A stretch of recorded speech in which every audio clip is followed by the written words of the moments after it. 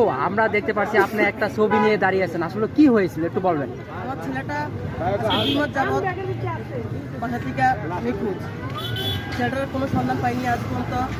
যদি কোনো ব্যক্তি আমার এই ছেলেটারে আমার কাছে পৌঁছতে পারেন তাহলে আমি 1 লাখ টাকা পুরস্কার দিব। আপনাদের কাছে সবার কাছে একটাই রিকোয়েস্ট যে আমার ছেলেটাকে খুঁজে বের করার জন্য সাহায্য করবেন। আচ্ছা, আপনার ছেলে কোথা থেকে হারিয়েছে? কাজপুর কুতুবপুর থেকে মানে ওনার বয়স কত? 14 বছর। 14 বছর, ছেলে তো হারানোর কথা না। এখন জানি না যে কী হয়েছে। এখন আমার মনে হয় যে কেউ আটকে রাখছে কিনা, কারণ আমার ছেলে বাসা থেকে বের হয়ে কোথাও যায়নি, এটাই প্রথম। যদি কোনো হৃদয় ব্যক্তি নিয়ে থাকে অথবা আমার সেটা আটকে রাখে, আমি তাদের কাছে রিকোয়েস্ট করবো যে একটা মার সন্তান যেন মার কাছে দিয়ে দেয়। 14 বছর ছেলেটা আমি কী বলতে হবে বলতে পারবো না। আপনার আত্মীয় স্বজনের বাড়ি? সবার বাড়িতে ইয়ে হয়েছে, কারো কাছে যায়নি, কারো কাছে যাওয়া হয়।